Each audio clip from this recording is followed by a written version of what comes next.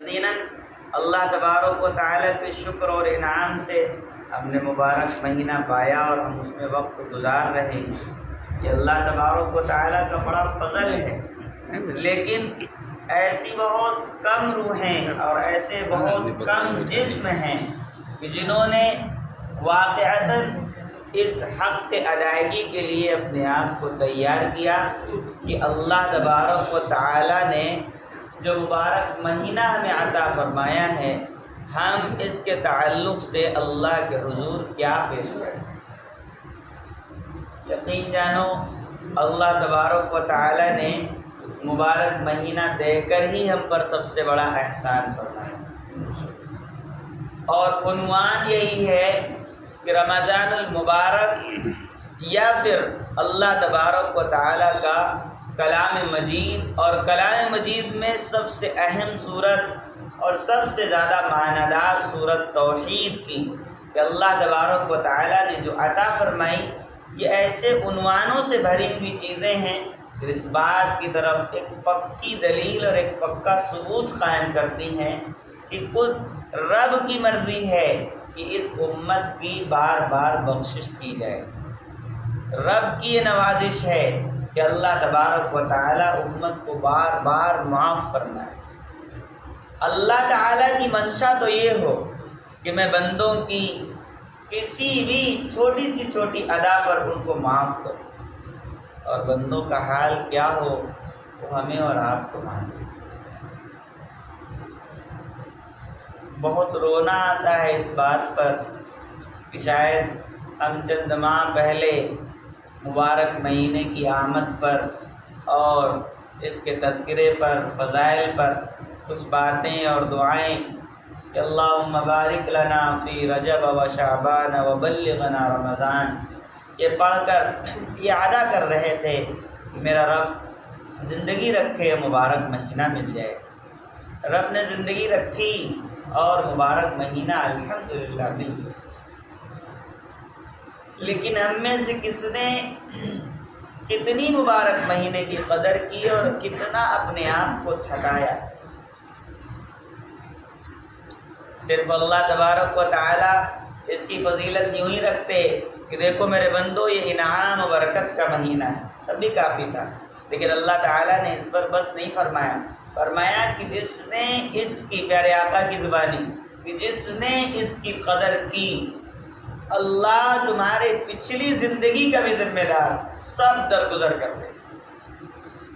اور اللہ تمہارے آنے والی زندگی کا بھی ذمہ دار، ان میں بھی اللہ تعالیٰ تم سے درگزر کا معاملہ کرتا ہے۔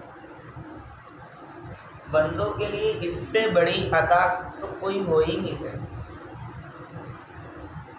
جس عطا کا اللہ تبارک و تعالیٰ نے تذکرہ فرمایا کہ میرے بندو میں تمہارے ما تقدم من ذنبی، کہ سنو جتنے بھی گزرے گناہ وہ سب میں معاف کرنے کے لیے تیار۔ اب اس معافی کے زمرے میں، اس معافی کے واقعتاً حق کی ادائیگی میں ہم نے کیا رول پلے کیا ہے، ہم نے کیا رول اختیار کیا ہے؟ خدا را ہم تھوڑا سا سوچتے ہیں تو ہمیں یہ نہیں محسوس ہو پا رہا کہ کیا ہم آج 20ویں رمضان میں بیٹھے۔ ایسی وقت کے اندر بے برکتی آ چکی، وقت اتنی رفتار سے گزر رہا ہے، شاید یہ رمضان آپ کو پہلا دکھے گا جو اتنی رفتار سے گزرا، پتہ ہی نہیں چل رہا کب صبح ہوئی اور کب شام ہوئی، اور آپ 20ویں رمضان میں آج بیٹھے ہوئے، اور دور نہیں وقت یہ جو آپ کو 9 سے 10 روزے اور دکھ رہے ہیں،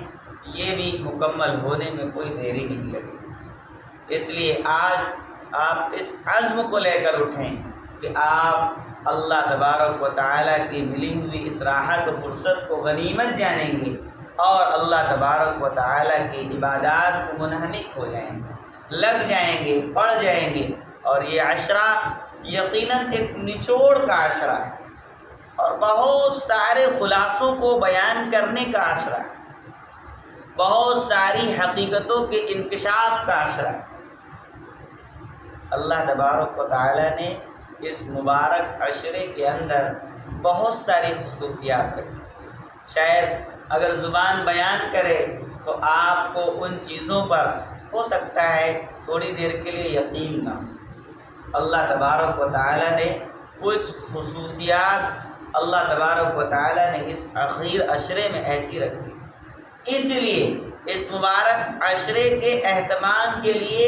پیارے نبی کی عملی زندگی کی طرف آپ رخ فرمائیں، اور آپ جب رخ کریں گے تو آپ کو یوں ملے گا کہ آپ نے اپنی زندگی میں جو 9 رمضان المبارک پائے ان میں کوئی رمضان ایسا نہیں گزرا جس میں آپ نے اعتکاف جیسی سعادت حاصل نہ کی ہو، بلکہ آپ دیکھیں گے کہ ہم سب کے پیارے آقا نامدار مصطفیٰ صلی اللہ علیہ وسلم کا حجرہ مبارکہ آج بھی اسی مسجد کے گوشے میں ہے، یا یوں کہیے وہ مسجد آپ کے اس گھر کے گوشے میں ہے جہاں پر آپ آرام فرما ہیں، لیکن اہتمام کا حال یہ ہے کہ آپ اس حجرہ مبارکہ سے بھی نکل کر اعتکاف کے لیے ایک دوسرا خلیہ اور ایک دوسری جگہ مسجد کے احاطے کی تیار کرتے ہیں، اور اس میں آپ اعتکاف کا پورا اہتمام کرتے ہیں۔ ہے کوئی چیز جس کی وجہ سے اہتمام اتنا کیا جا رہا ہے کوئی نعمت، ہے کوئی اللہ کی عطا کہ جس کی وجہ سے خود نبی اکرم اتنا اہتمام فرمائیں کہ کسی لمحے اگر یہ اعتکاف کسی عذر کی بنا پر چھوٹے تو آپ اس اعتکاف کی قضا شوال المکرم اگلے آنے والے مہینے میں فرمائیں۔ یقین جانیں بس وہ تو دل اور وہ آنکھیں جانتی ہیں کہ آخر اللہ تبارک و تعالی نے اس اخیر عشرے کے کیا فضائل و خصائل رکھے۔ اس سے پہلے ایک تمہید حدیث کی کہ جس کا تھوڑا سا خلاصہ آپ کے سامنے آ جانا ضروری ہے، اور وہ یوں ہے، پیارے آقا نے فرمایا من 4 خصال، رمضان المبارک کی 4 خصوصیات اور 4 اللہ تبارک و تعالیٰ سے خاص مانگنے کی چیزیں، بہت تفصیلی ہیں لیکن بہت مختصر طور پر، اور آخر عنوان، آخر جو 4 چیزوں میں آخری چیز ہے وہ آج کی عنوانی چیز ہے، اس لیے اس کو زیادہ بیان کیا جانا مناسب ہے، لیکن سب کی طرف تھوڑا تھوڑا اشارہ کیے دے رہے ہیں۔ فرمایا کہ اولی بات اس رمضان المبارک کی خصوصیت یہ کہ آپ فاشہد ان لا الہ الا اللہ، لا الہ الا اللہ کی آپ کو کثرت ہے۔ شاید میں آپ کو اپنی فہم اور اپنی تھوڑی سی استعداد میں یہ سمجھا اور بتا سکوں کہ وہ نبی اکرم آخر الزمان صلی اللہ علیہ وسلم کا ایک بہت بڑا وصف یہ ہے کہ آپ بہت چھوٹے سے جملے میں اور بہت بڑی بات کو بیان کرنے کا آپ میں اللہ نے فن دیا جو کسی نبی میں نہیں دیا، جس کی بابت آپ کو جوامع الکلم کہا جاتا ہے۔ بالکل چھوٹا سا جملہ اور وہ اتنا بھاری ہے تو اس کے لیے کئیوں ہزار زندگیاں ہوں وہ کم۔ اللہ کے رسول صلی اللہ علیہ وسلم کی عجیب خصوصیت، اسی لیے کسی موقع سے ایک بات آپ سے بتائی اور سنائی گئی تھی کہ پیارے آقا کا سب سے بڑا کمال دنیا میں سب انبیاء پر فضیلت کا جو سب سے بڑا کمال ہے وہ یوں ہے کہ اللہ رب العزت نے ہم سب کے نبی پر سب سے بڑی تجلی جو فرمائی ہے وہ علم کی فرمائی۔ کئیوں عرب سال پیارے آقا کی روح مقدسہ پر اللہ تبارک و تعالیٰ کے علم کی تجلی پڑتی ہی رہی۔ میں نے کہا کہ وہ بات ہے شاید میں اپنی صراحت میں بہت اچھی طرح نہ سمجھا سکوں کیونکہ ہم بہت اونچی سطح کے لوگ نہیں ہیں، بہت اونچی سطح تک سوچ بھی نہیں سکتے۔ خیر، نیچے آتے فرمایا فَأَشْهَدُ أَن لَا إِلَٰهَ إِلَّا اللَّهُ، کثرت تمہیں کرنی ہے مبارک ماہ میں، رمضان المبارک میں لا الہ الا اللہ، یعنی آپ 100 مرتبہ نہیں، 1000 مرتبہ نہیں، 1,00,000 مرتبہ نہیں، کروڑ مرتبہ پڑھ لیں، جب بھی کم ہے۔ کہ جس چیز کا عنوان آپ کے ہمارے نبی فرما دے وہ چیز بہت قابل رشک ہو جایا کرتی، تو اس کا عنوان نکالا گیا کہ آخر لا الہ الا اللہ کی کثرت کا مقصد کیا مقصد ہے؟ تو اس کے چند اقتباسات ہیں، اس میں ایک دو آپ کو سنائے جا رہے ہیں کہ اس کا کلمہ لا الہ الا اللہ کی کثرت کا اہم مقصد کہ اللہ وحدہ لا شریک کی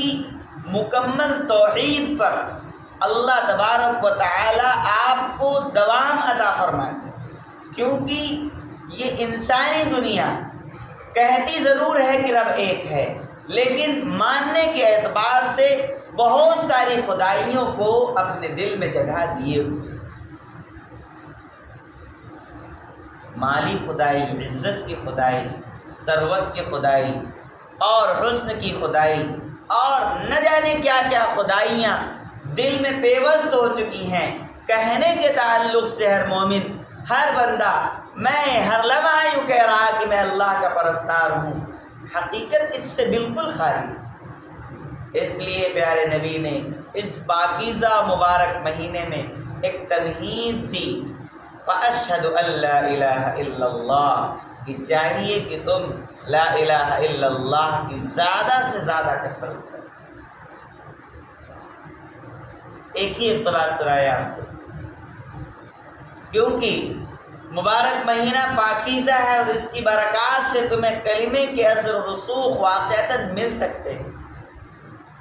دوسرے جملے پہ آئی، فرمایا وَاسْتَغْفِرُونَ، اس مبارک مہینے کا اہم عنوان کہ تم اس میں استغفار کی خوب کثرت کرو۔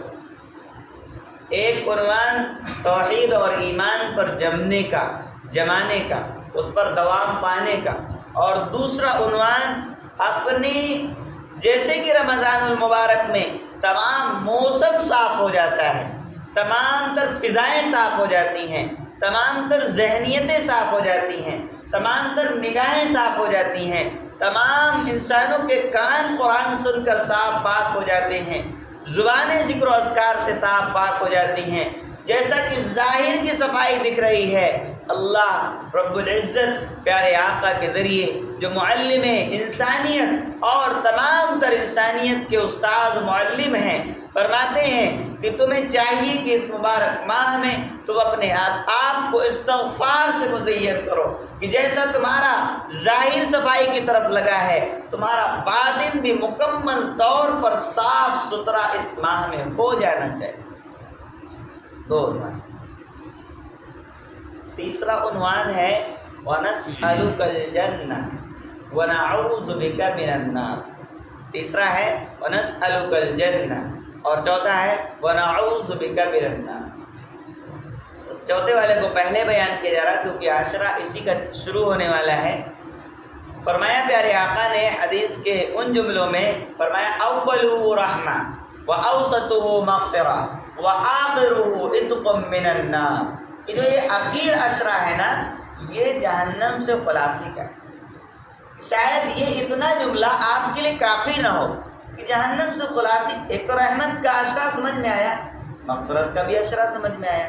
پھر جہنم کا عشرہ،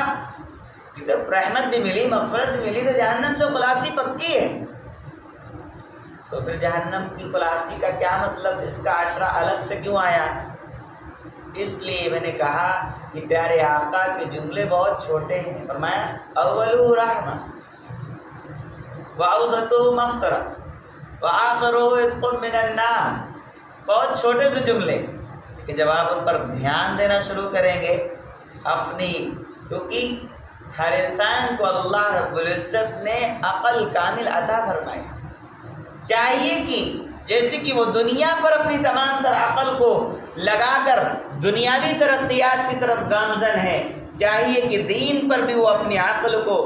منافع کی طرف لگائے اور دین کے اندر بھی اپنے اندر بڑھوتری کو پیدا کرنے کی کوشش کرے۔ فرمایا اول رحمہ، سنو پہلا عشرہ رحمت کی صدا ہے، اللہ رب العزت کی رحمت کے بغیر کوئی چیز رہ ہی نہیں سکتی، اس لیے ضرورت ہے کہ پہلے عشرے میں اللہ کی رحمت سے انسان منور ہو جائے۔ پھر اللہ رب العزت نے دوسرا عشرہ دیا کہ چاہت ہے اس بات کی کہ ضرور اس کا حساب و کتاب ہونا ہے، اللہ کے سامنے پیشی ہونی ہے، اس کی اولی چاہت ہونی چاہیے، یا الہا یا الہا یا الہا۔ اگر آپ معاف کر دیں گے تو کہانی تو بدل جائے گی، اگر آپ معاف کر دیں گے تو پھر سب کچھ بدل جائے گا۔ اس لیے بزرگان دین نے فرمایا کہ دعاؤں کے اہتمام میں اللہ سے یوں کہنا چاہیے، معافی کے طلبگار نہیں بلکہ اللہ سے یوں کہنا چاہیے کہ اللہ کہ جن کو آپ نے معاف کیا اور ایسے معاف کیا کہ ان کے گناہوں کو نیکیوں میں بدل دیا، آپ ان لوگوں جیسا بھی ہمیں بھی معاف فرما، ان لوگوں کی طرح ہمیں بھی معاف فرما۔ ایسے طرز پر اللہ تبارک و تعالیٰ سے معافی مانگے، کیونکہ ہمیں معلوم ہے کہ ہماری گناہوں کی تعداد بہت زیادہ ہے۔ تو ہم اگر معافی کی طلب میں ہیں تو اس طلب میں سب سے بہترین اور خوبصورت جملہ یہ ہے کہ اللہ سے یوں کہیں کہ اللہ ہمارے گناہوں کو نیکیوں میں تبدیل کر دے، کیونکہ نیکیوں کی تو تعداد کہیں نہ کہیں ہماری متعین ہو سکتی ہے،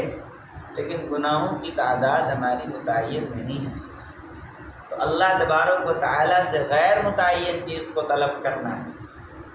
تو پیارے آقا کے جو جملے اولو رحمہ و اوسطہ مغفرہ و آخرہ من النار و آخرہ عتق من النار، فرمایا کہ اول رحمت، دوسرے پر مغفرت اور تیسرے پر جہنم سے خلاصی۔ جانتے ہو جہنم سے خلاصی کیوں ہے؟ انسان دنیا میں زندگی پانے کے بعد سب سے زیادہ جس چیز کے خطرے میں ہے وہ جہنم کے خطرے، اسی ایک خطرے پر انسان کو زندگی بخشی گئی، یہ سب سے اولی خطرہ ہے۔ اس سے بچ جانا یہی دنیا چیلنج ہے۔ دنیا کی تمام تر آرائشیں، تمام تر فضائیں، تمام تر رمق، تمام تر دمک، تمام تر چمک، یہ سب جہنم کی طرف کھینچنے والی ہیں یا پھر جہنم سے بچانے والی۔ جس نے ان تمام کے درمیان رہ کر جہنم سے بچنے کی تیاری کر لی تو یقیناً وہی کامل انسان ہے، اور یہ بہت بڑا کام ہے جہنم سے بچنے کی تیاری۔ اول تو آپ اگر اس پر بات کرنا چاہیں کہ جہنم کا استحضار، صحیح بات یہ ہے کہ جہنم اور اللہ کے عذاب اور اللہ کی پکڑ کا ہمیں صحیح سے استحضار تک نہیں ہے، ذہن میں یہ بات صحیح سے پیوستی نہیں ہے کہ کیا یقیناً اللہ کے سامنے ہمیں حاضر ہونا ہے، کیا یقیناً اللہ کے سامنے ہمیں پیش ہونا ہے، کیا یقیناً اللہ کے سامنے ہمیں جواب دہ ہونا ہے، کیا یقیناً اللہ کے یہاں جہنم کا اور قبر کا بھی کچھ معاملہ ہے۔ اس کا ہی صحیح معنی میں استحضار نہیں ہے۔ یقینی بات، استحضار مطلب کہ اگر یہ بات دل میں متیقن ہو، یقینی ہو، تو پھر انسان ایک لمحے کے لیے جہنم کی تپش سے غافل ہی نہ ہو، جہنم کی تمام تر خوفناکی سے غافل ہی نہ ہو، ذرہ برابر غافل نہ ہو۔ لیکن صحیح بات یہ استحضار نہیں، اس لیے کلمہ لا الہ الا اللہ کے ذریعے اللہ رب العزت کی تمام تر چیزوں کا یقین، اور پھر استغفار کے ذریعے دنیا کی تمام تر لعین چیزوں سے پاکی کا ایک اقرار، اور پھر جہنم کی مکمل طور پر جہنم کی آمیزش سے بچنے کی تیاری کا ایک مکمل استحضار، اور پھر ان سب کی ایک اہم روداد یہ ہے کہ سنو، اللہ تبارک و تعالی نے بندے کو جو چیز عطا فرمائی ہے وہ سب سے بڑی چیز ہے اقتدار، حکومت، اور اللہ تبارک و تعالی نے سب سے بڑی چیز عطا فرمائی، اور وہ کون سی عطا ہے؟ اللہ رب العزت کی بہت خوبصورت عطا، بہت دلچسپ عطا۔ آپ دنیا کی تھوڑی فضاؤں سے سمجھ سکتے ہیں کہ ہر شخص آرام کو چاہتا ہے، ہر شخص تھکاوٹ کو محسوس کرتا ہے، ہر شخص اپنے اندر خوشی کو لانا چاہتا ہے، ہر شخص اطمینان کو پسند کرتا ہے، ہر شخص آرائش اور آرام اور بہت ساری ساری سہولتوں کو پسند کرتا ہے. ہر شخص اقتدار کا اور عہدیداریوں کا، یہاں تک کہ کرسی پانے کا اور یہاں تک کہ بادشاہت اپنے اندر جمانے کا ایک بڑا خوبصورت فن رکھتا ہے. تو یہ فن کوئی ایسے ہی نہیں آیا، بلکہ اللہ کا سسٹم ہے. یہ اللہ نے پیدا ہی کیا ہے بندے کے اندر. کیا سسٹم ہے کہ ہر بندہ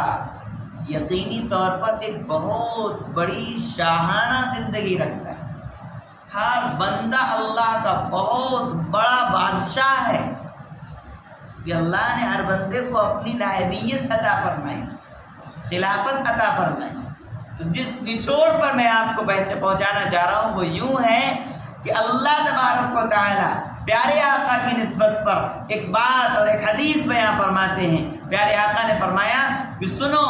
اللہ تبارک و تعالی اپنے نیک بندوں میں کم سے کم درجے والے کو اس دنیا سے 10 گنا بڑی جنت عطا فرمائے. اس دنیا کا احاطہ ہم سب دیکھ ہی رہے ہیں. تمام سہولیات کے باوجود بہت ممکن نہیں ہے کہ ہر گاؤں، ہر قریہ، ہر بستی، ہر فرد اور ہر انسان سے ملاقات کر لی جائے. بہت ناممکن بات اس دنیا کا. پھر اس سے 10 گنا بڑی جنت اللہ رب العزت صرف ایک بندے کو عطا کرنے پر، ایک بندے کو عطا کرنے پر ہے کہ میں ایک بندے کو اس دنیا سے 10 گنا بڑی جنت دوں گا. تو پتہ چلا ہر بندہ ایک بہت بڑی دنیا کا بادشاہ ہے اور ایک بہت بڑی جنت کا بادشاہ بننے کے لیے اللہ رب العزت نے اس دنیا میں مشکلات والا مصیبتیں اور تمام تر کلفتیں اور قوت برداشت یہاں پر رکھی کہ سنو میرے بندو، اگر یہ چھوٹا سا سودا تم نے واقعتاً صحیح طریقے سے قبول کر لیا، یہاں کے چیلنج تم نے قبول کر لی، تو یقین جانو پھر تم اس بڑی بادشاہت کے لائق بن جاؤ. اور یہی عدمی فیصلہ ہے، یہی دوامی فیصلہ ہے کہ کسی کو بہت بڑا اقتدار دینے کے لیے اس کی کچھ نہ کچھ آزمائشیں ہوا کرتی ہیں. اس کو کسی نہ کسی طریقے سے تیار کیا جاتا ہے. اس پر طرح طرح سے آزمائشوں کے اور طرح طرح سے تکلیفوں کے بوجھ ڈالے جاتے ہیں کہ تم اتنی بڑی بادشاہت کو سنبھالو گے تو تم ایسے مراحل سے گزرو تو صحیح تاکہ تمہیں اس اقتدار کے پہنچنے کی قدر ہو. یہ ساری تیاریاں، ساری صحبتیں ایک جنت کی طرف ہمیں لے جا رہی ہیں. دنیا میں بھی اللہ تبارک و تعالی بڑی ثروتیں اور بہت ساری عزتیں عطا کریں گے. اس کی عطا ہے، جس کو اللہ تعالی پسند فرما لے دیں گے. اور اگر اللہ نے کسی کو نہیں دیا کچھ تو یقین جانو اس کے لیے تو جنت کی وہ چیزیں ہیں کہ آپ خیال کریں تھوڑا سا کہ تھوڑے دن کی صحبتیں، کورونا جیسی بہت بڑی وبا آئی، دل دہلا دینے والے سارے واقعات اور انتقال آئے، سب لوگ بھول گئے ساری چیزیں. لگتا ہی نہیں کوئی ایسا وقت آیا. دنیا کے اندر ایسے حالات آنے پر انسان اتنی جلدی بھول جاتا ہے. آپ سوچو 60 65 70 80 سالہ 100 سالہ زندگی میں آئے ہوئے حالات اور ایک زندگی لامحدود کئیوں کروڑوں سال کا ایک دن ہو، 50,000 سال کا ایک دن ہو، اور اس دن میں کیا یہ کہیں پر کسی ایک شوشے میں ہماری زندگی پرو سکتی ہے؟ خیال تک بھی نہیں آئے گا کہ ہم نے اتنی صحبتیں گزاری. یقین جانے یہ وقت اور یہ دن اپنے آپ کو عبادتوں میں تھکانے کے دن، اللہ رب العزت کے سامنے اپنے آپ کو پیش کرنے کے دن، یہ اللہ تبارک و تعالیٰ کے حضور قلبی کے دن. اور اس موٹی بات میں سے 2 باتیں اور بتا رہا ہوں کہ شاید آپ کے ذہن میں بیٹھیں کہ اللہ رب العزت نے شب قدر جیسی جو نعمت اس امت کو عطا فرمائی، یہ بہت خاصی نعمت. اور شب قدر میں قرآن کے اترنے کا بڑا خاصی نزول، یہ ایک الگ نعمت ہے. شب قدر کی پہچان ایک الگ نعمت ہے. شب قدر میں جاگ جانا الگ نعمت ہے. شب قدر کے فیصلوں کو پہچان جانا الگ نعمت ہے. شب قدر کے لیے اعتکاف جیسی نعمت میں شامل کر کے شب قدر کا احترام کرنا یہ الگ نعمت ہے. شب قدر قرآن کے نزول کے اور اس لوح محفوظ سے اترنے کے سلسلوں کو جان اور دیکھ لینا یہ ایک الگ نعمت ہے۔ شب قدر کے اترنے والے ہجوم میں جبرائیل علیہ السلام اور ان کے تمام تر جماعتوں سے مل جانا یہ ایک الگ نعمت ہے، اور جبرائیل علیہ السلام سے مصافحہ ہو جانا یہ الگ نعمت ہے، اور جبرائیل علیہ السلام کو اسی اعتکاف اس شب قدر کی تمام تر تپشوں میں اور مصیبتوں اور آلام میں گزارتے ہوئے جبرائیل علیہ السلام سے ملاقات ہو جانا یہ ایک الگ نعمت ہے۔ یہ وہ سب نعمات ہیں جو اللہ تبارک و تعالیٰ نے اس عشرے میں آپ کو اور ہم سب کو عطا فرمائے، جو آج سے شروع ہونے والا۔ شاید میں مکمل طور سے آپ کو بتا نہیں سکا کہ آخر کیا ہے رمضان، کیا ہے آخر عشرہ، اور کیا ہے اللہ کی دل نوازی اور اللہ تبارک و تعالیٰ کی کرم فرمائی۔ ہم سمجھیں، اس کو سمجھیں۔ بہت ساری چیزیں زبانیں بیان کرنے سے قاصر ہیں جو بزرگوں نے بیان فرمائی۔ یقین جانیں کہ جس کو اللہ نے قدر کی توفیق دی وہ رمضان کے بعد سے ہی اس کی خیر و برکات کو دیکھ لے، اور جس نے اس کی ناقدری کی یقین جانے خدا کی قسم وہ اس رمضان کے بعد سے ہی اس کی ناقدری کے تمام تر اوقات دیکھ لے۔ کیا یہ تمہید کم نہیں ہے کہ آپ کا ہم سب کا مشفق نبی کبھی بھی زندگی کے ایک گوشے میں امت کی فکر سے ایک لمحے کے لیے اپنے آپ کو الگ نہ کر سکا، چاہے وہ فاقے ہوں، چاہے وہ پیون لگے کپڑے ہوں، چاہے وہ تنگ دستی ہو، چاہے وہ وصال کا وہ وقت ہو کہ جس میں آپ پر گیہوں اور آپ پر غلے کا قرضہ ہو، اور اس عالم میں آپ دنیا سے جا رہے ہوں کہ آپ کے اس مبارک حجرہ مبارکہ میں چراغ جلنے کے لیے تیل نہ ہو، اس نبی اکرم پر لاکھوں کروڑوں درود و سلام ہو، جس نے اتنی محبت جتلائی، اور جتلائی نہیں بلکہ محبت دی، اور اس کی محبتوں اور دعاؤں کا نتیجہ ہم ہیں، ورنہ ہمیں صفحہ ہستی سے کب کا ختم کر دیا گیا ہو۔ یاد کریں بنی اسرائیل کے وہ سارے واقعات اور تجزیہ کریں کہ ایک گناہ پر اللہ رب العزت گھر کے باہر گناہ کا عنوان لکھوا دیا کرتا، پیشانی پر گناہ لکھ جایا کرتا، انبیاء کرام اس کی معافی کرواتے تھے اللہ سے، تب وہ معاف ہوا کرتا۔ کیا یہ کرم بہت چھوٹا ہے، بہت کم ہے؟ اس ساری لبریز گناہوں سے بھری زندگی، اور آپ نے 2 رکعت نماز پڑھی، طبیعت تر و تازہ ہے، چہرے پر فوری طور پر تجلی اللہ کی پڑ چکی ہے، اور چہرہ نور سے بھر چکا ہے۔ یہ اللہ کی کرم فرمائی کم نہیں ہے، اور یہ صلہ ہے اس نبی مرسل خاتم الرسل صلی اللہ علیہ وسلم کا، جن کی وجہ سے یہ ساری نعمتیں ہمیں ملی ہوئی۔ ہمیں ان نعمتوں کی قدر کرنی ہے، اور اپنے آپ کو ٹھٹک کر رونے اور گڑ گڑا کر رونے میں لگانا ہے کہ اس مشفق نبی نے اس مبارک رمضان کو پاتے ہوئے عنوان باندھ دیا کہ سنو اس مبارک، کیونکہ اس رمضان کو ہر آنکھ دیکھ رہی ہے، ہر دل محسوس کر رہا ہے، ہر کان تک کی بات پہنچ رہی ہے، ہر آنکھ اپنے آنکھوں کے پردوں سے دیکھ رہی ہے کہ یقیناً اس رمضان کا بدل کسی بھی مہینے میں، کسی بھی دن میں، کسی بھی رات میں رمضان کے علاوہ نہیں دیکھا سنا جا سکتا۔ جب اتنا ظاہر باہر سب چیز اللہ رب العزت نے بندے کو دے دی، اس کے باوجود اگر بندہ اللہ کی مغفرت سے غافل ہے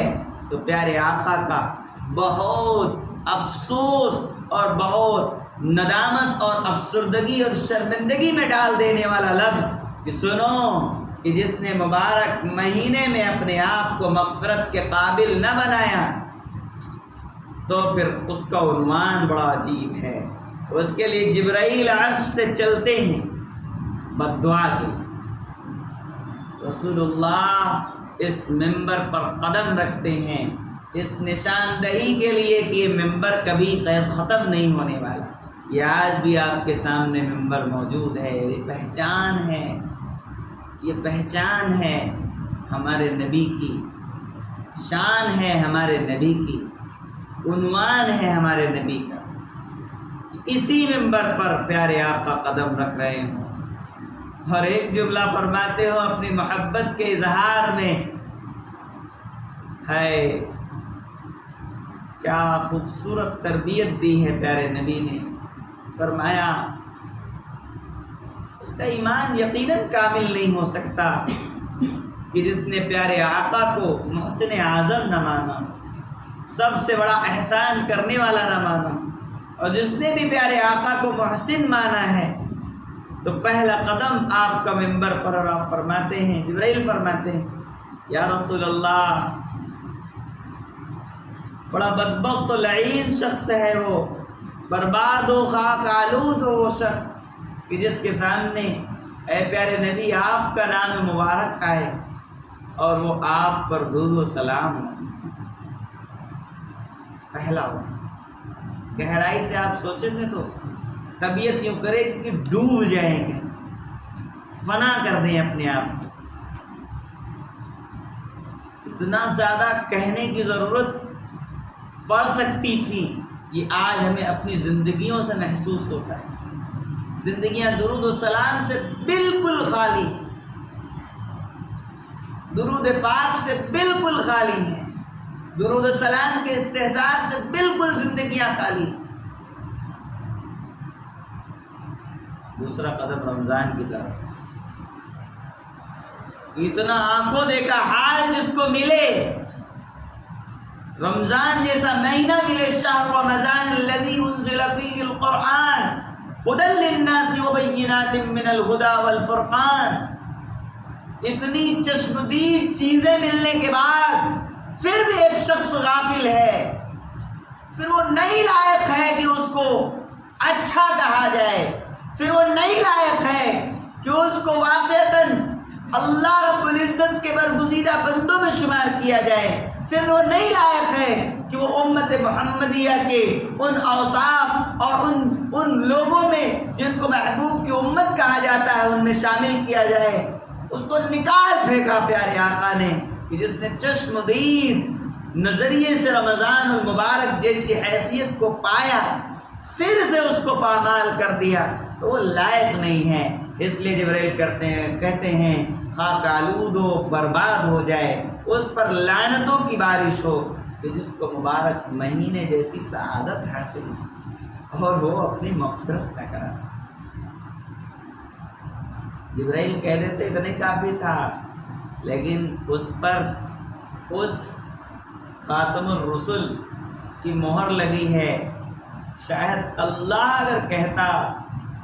یقین تھا کہ اللہ رب العزت اس کہنے سے درگزر کر دیا کرتے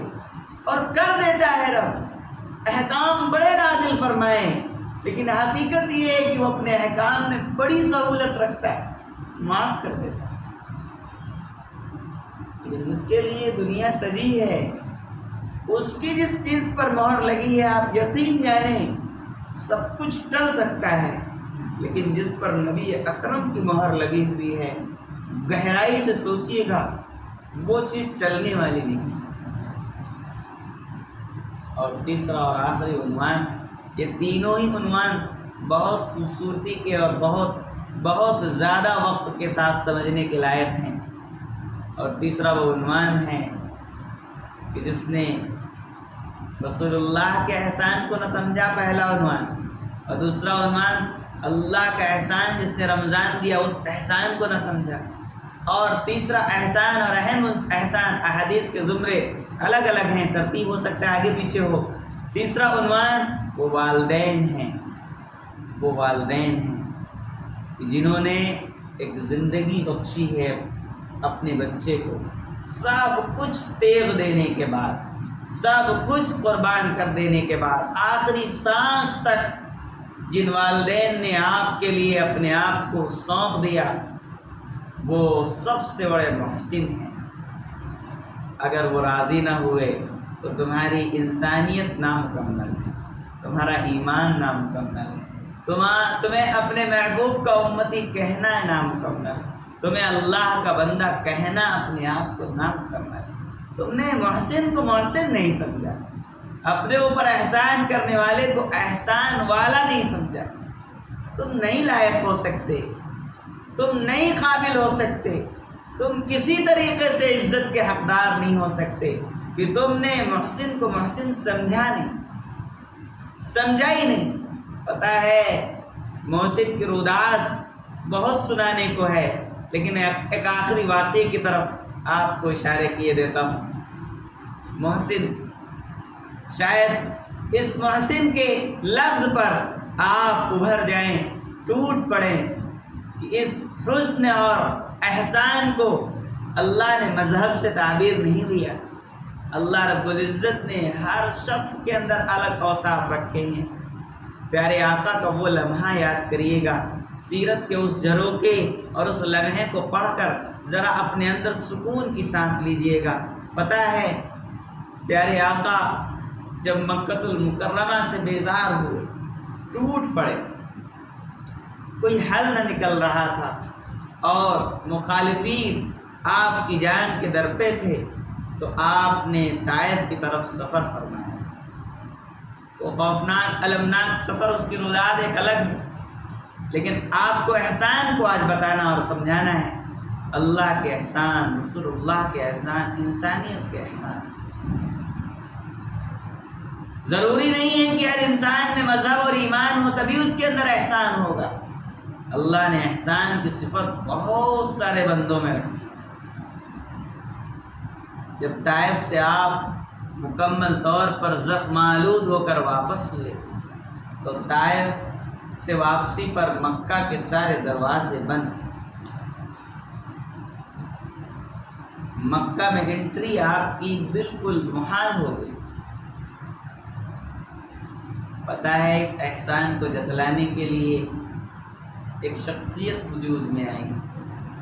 پیارے آقا فکر میں ہے آخر میں اپنے وطن کیسے داخل ہوں، اپنے گھر کیسے جاؤں.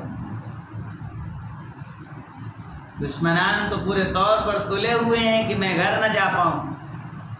تو آپ کو یاد آئے، کاش میں اس بات کو بھی آپ کے دلوں میں اتنا ہی اتار سکوں جتنا میرے دل میں گھر کر گئی یہ بات. آپ کو رات میں ایک بات یاد آئی کہ میرے والد محترم حضرت خواجہ عبداللہ، جو ہم سب کے پیارے نبی محمد رسول اللہ صلی اللہ علیہ وسلم کے والد محترم، یاد آئی کہ میرے ابا کے ایک دوست ہیں.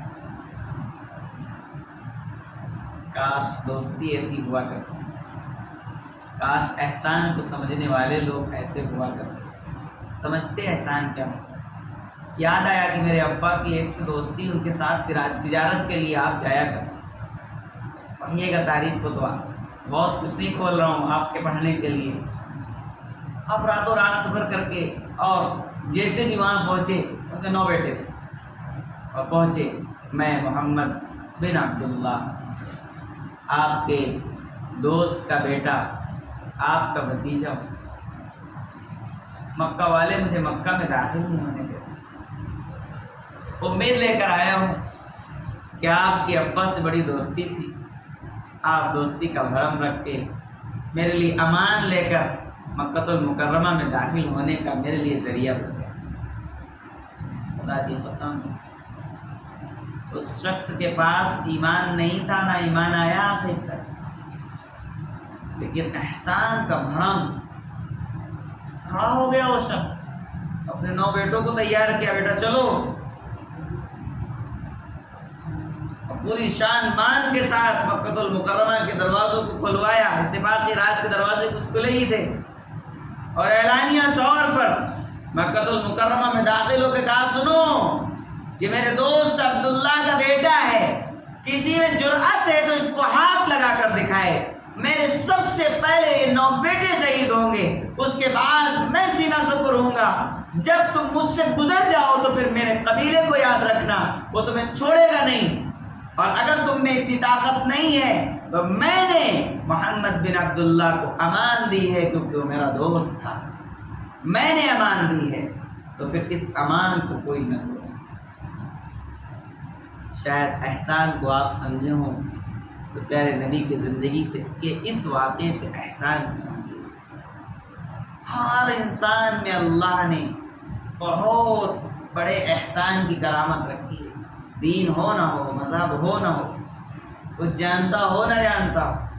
اس بھرم کو جگانے کی کوشش کرے، اور اسی بھرم کو اس محراب سے جگایا گیا کہ سنو، ایک محسن اعظم رسول اللہ ہے، اور ایک محسن اعظم خود تمہارا رب ہے جس نے تمہیں رسول اللہ کو دیا ہے، اور ایک محسن اعظم تمہارے زندگی میں تمہیں اس زندگی میں لانے کا ذریعہ تمہارے والدین ہیں۔ تم احسان فراموش نہ بننا، احسان مند بن کے اپنے قدموں کو اٹھانا اور احسان مند بن کے اپنے آپ کو بڑھانا، تو تم سے ذریتیں محسن پیدا ہوں گی، احسان والی ذریتیں اور نسلوں کا ورود ہوگا، اور تم نے احسان کی پابندی نہ کی، تمام تر محسنین کا حلیہ نہ اختیار کیا، تو یقین جانیں پھر آپ نہ محسن ہوئے اور نہ آپ نے احسان کا حق ادا کیا، اور نہ آپ توقع رکھیے کہ آپ کے ساتھ کوئی احسان کرے گا، اور نہ آپ توقع رکھیے کہ آپ احسان والی نسلوں کو پیدا کر پائیں گے، اور نہ آپ احسان مانیے کہ اللہ نے جتنے احسان دیے تھے آپ نے ان کا حق ادا کیا۔ اس رب کا بہت بڑا احسان ہے کہ جس نے رمضان عطا کیا، اور رمضان کے ان عنوانوں میں ایک اہم عنوان شب قدر جیسا ہمیں اخیر عشرے میں عطا کیا۔ تو اللہ کے احسانات کو یاد کرنے کے ساتھ ساتھ مبارک مہینے کے اس عشرے کو ذہن نشی کر کے ہم اگلے قدموں کو بڑھائیں، دن ہو یا رات، اس کے احسان میں پڑھ کے، جڑ کے، رگڑ کے، اس احسان کے ادا کرنے کی جتنی طاقت جم پڑتی ہو بنا ڈالیے، اور راضی کر ڈالیے اللہ کو اپنی طرف سے، امت مسلمہ کی طرف سے، اپنی آنے والی ذریت و نسل کی طرف سے اللہ کو منا ڈالیے۔ نہیں پتہ کہ آپ کو، ہم کو کون ہے جس کو اگلا رمضان، ویسے تو دعا بزرگان دین فرما رہے ہیں اس مبارک مہینے میں ایک خاص دعا بھی کرنی چاہیے کہ اللہ ہمیں اگلے رمضان کی بھی توفیق عطا کرے، لیکن نہیں پتہ اگلا رمضان کس کو ملنے والا ہے اور کس کو نہیں ملنے والا ہے۔ تو اللہ تبارک و تعالی اس شروع ہونے والے اور آج کی اس 21ویں رات کو ہمیں بھرپور مقبول بنانے کی توفیق عطا فرمائیں، اور 21ویں رات کے شروع ہونے سے پہلے اس دوسرے عشرے کو پہلے عشرے کو جس کا ابھی تھوڑا سا وقت باقی ہے، اس کو بھی اپنی بارگاہ میں مقبول کرا لینے کی پوری توفیق عطا فرمائیں، اور اس اخیر عشرے میں کوشش کریے کہ حتی الامکان کوئی غفلت نہ ہو۔ بس آخری بات کہ رمضان بس بہت بندی ٹکی اور بہت گفت بات ہے، رمضان بہت سے لوگوں کے لیے عید ہے، اور رمضان بہت سارے لوگوں کے لیے وعید ہے، بہت چھوٹے جملوں میں لیکن بہت معنی دار یہ دونوں لفظ۔ اصل عید اس کی ہوگی کہ جس نے خود کو، امت کو، نسلوں کو، مرحومین کو بخشش کے زمرے میں داخل کرے۔ عید اس کی ہوگی، کپڑوں کے پہننے کا نام عید نہیں ہوگا، مٹھائیاں کھانے کھلانے کا نام عید نہیں ہوگی۔ خیر انشاءاللہ، اور اگلے عنوان سے 2 باتیں اور بیان کرنی ہیں رمضان کے تعلق سے، انشاءاللہ کسی اور وقت لگ کے انشاءاللہ بیان کی جائیں گی کہ رمضان جیسے عبادات کا مہینہ ہے، ایسے ہی معاشات کا مہینہ ہے۔ معاشات میں جیسے کہ دسترخوان پر کسی کو شامل کرنا ہے،